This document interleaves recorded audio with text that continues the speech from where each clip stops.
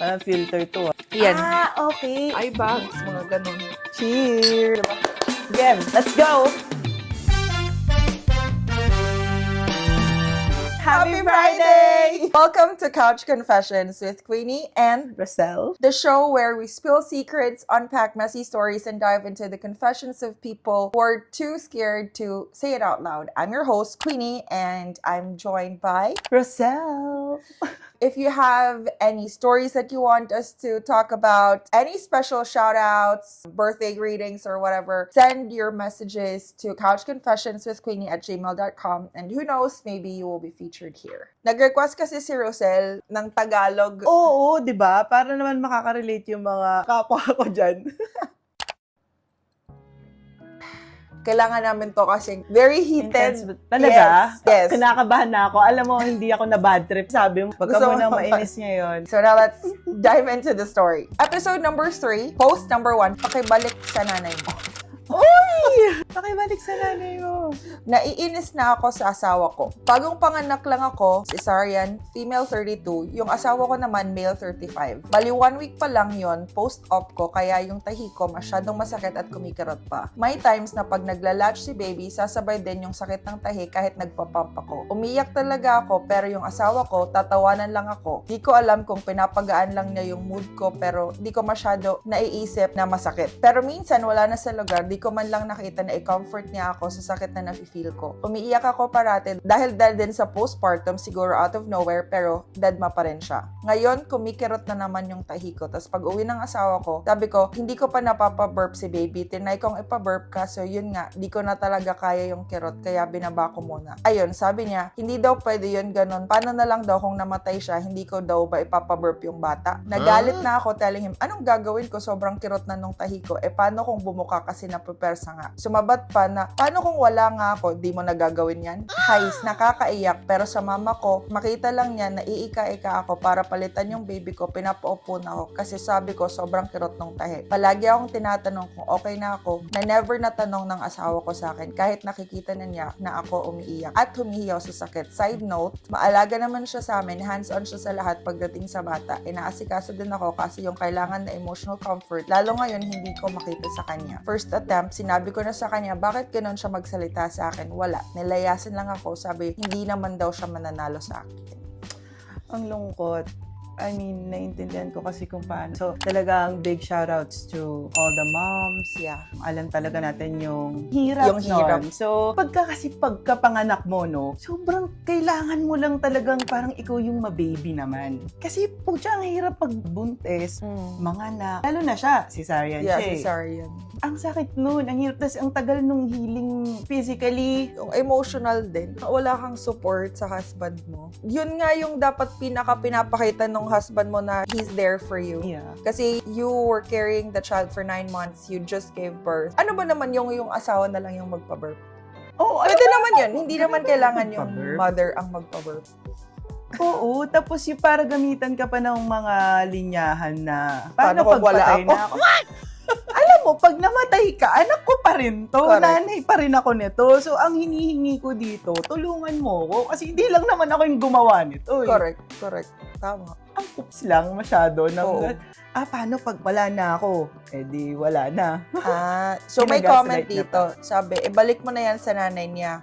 Tapos, sabi ng original poster, kaso wala siyang nanay, iniwan baby pa lang siya. Grabe naman. So kaya pala ganyan daw siya. Wala siyang amor. walang umaruga sa kanya. Hindi niya naranasan. So, Yeah. may mga tao kasing ganun, no? Pag hindi nila naranasan, hindi nila pinapasa. Pero meron ding kapag hindi nila naranasan, the more na gusto nilang tuloy ipasa sa, Yeah. diba? Pero siguro ako dito, tingin ko, Ibalik sa nanay. ibalik sa nanay. Actually, dahil wala ng nanay, medyo nawalan Oo. tayo ng option. Balik sa tatay. Oo, pwede rin. Kontakin mo na lang yun, run. Run. Mas intense siguro yung point of view ng women, ng moms, sa sitwasyon na yan kasi nga naramdaman natin siya. Yeah, true. Post number 2. I realized na ayaw akong pakasalan ng partner ko. Sad.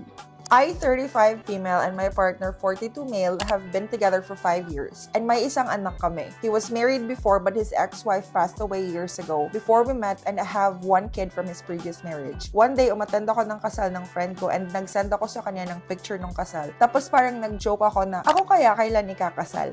Tapos wala siyang sagot. For context, sa 5 years na magkasama kami, we talked a lot about our future at gusto namin magka-baby talaga. But I realized we never really talked about marriage. Tapos nag-open up ako sa kanya about doon. Ang sagot niya sa akin, wag ko daw siya pressure. Like, WTF. Di na ako nakakibo kasi wow, siya pa na pressure. Siya tong kinasal na dati. Nalungkot lang ako kasi lagi kong naiisip na makakasal din ako one day pero mukhang hindi mangyayari yon. Mahal ko naman siya at alam ko naman na mahal niya din kami. Good provider naman siya. Di kami sinasaktan, supportive sa lahat except sa usapang kasal. Sa totoo lang, naiiyak pa din ako pag naiisip ko yun at ayoko na uli i-open up sa kanya kasi para namang namimilit ako na pakasalan niya ako. We are building our life together pero wala akong legal rights kasi di naman ako legal na asawa at ang next of kin niya talaga ay yung anak niya.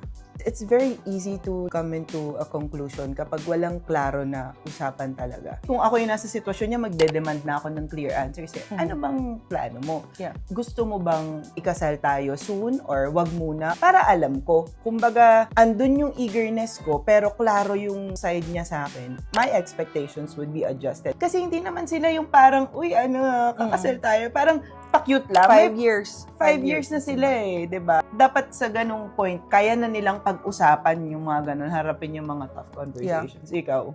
I read this somewhere, I forgot where. Ang lalaki daw, they already know if pakakasalan ka nila or hindi. Talaga? They don't need to wait years to figure it out.